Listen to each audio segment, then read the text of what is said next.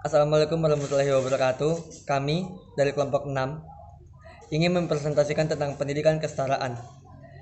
Yang terhormat Bapak Ahmad Hamdan selaku dosen pengampu psikologi sosial dan teman-teman pendidikan masyarakat kelas C yang saya banggakan.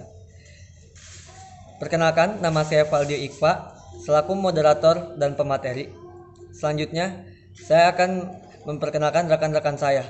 Yang pertama ada Alfi Kilisha Putra, yang kedua ada Galda Hamidah, yang ketiga ada Arci Rahma Eka, yang keempat ada Hestia Wandasari. Selanjutnya yaitu konten.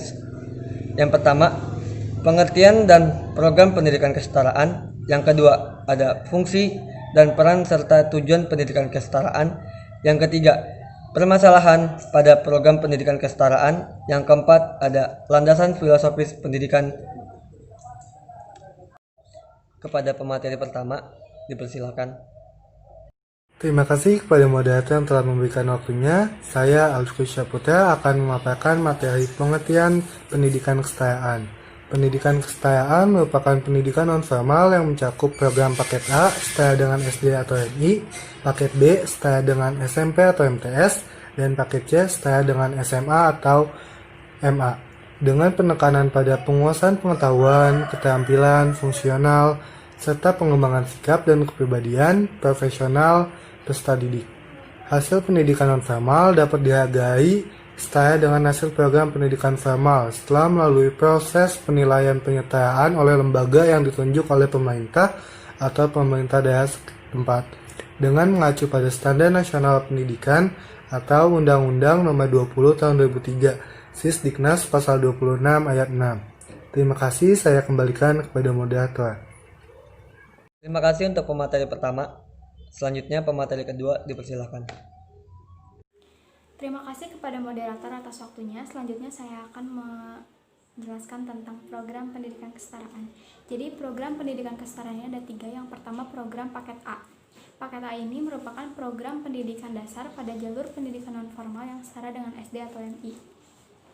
Nah, ijazah program paket A ini memiliki hak eligibilitas yang sama dengan ijazah SD atau MI. Yang kedua, program paket B. Nah, program paket B ini merupakan program pendidikan dasar pada jalur pendidikan non-formal yang setara dengan SMP atau MTS.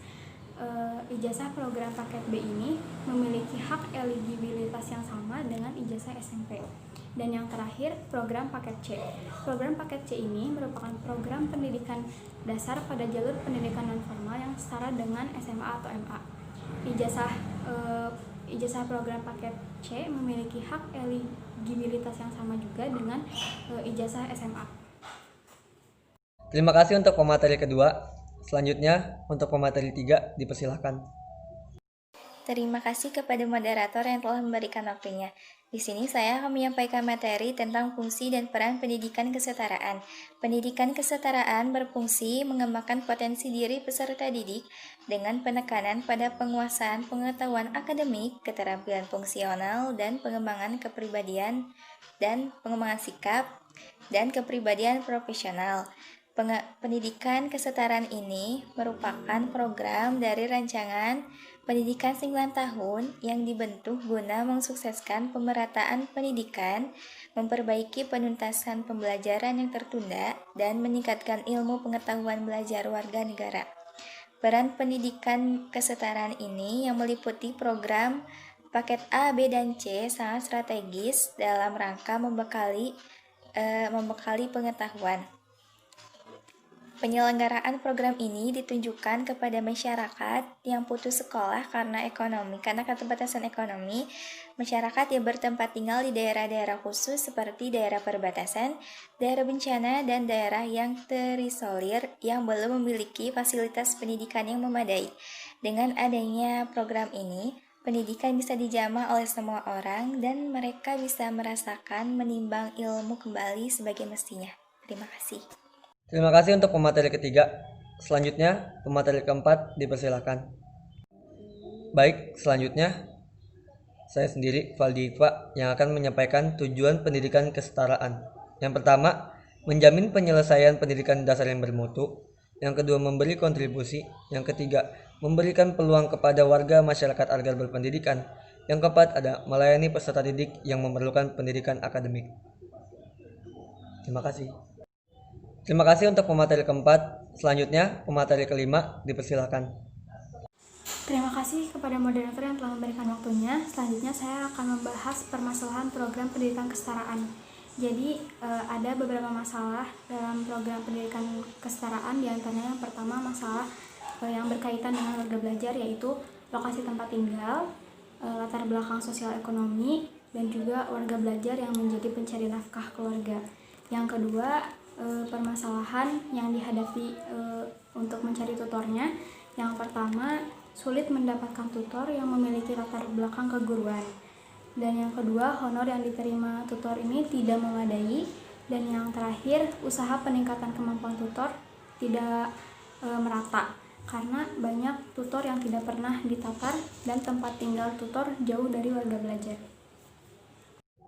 Terima kasih untuk pemateri 5. Selanjutnya pemateri 6, dipersilakan.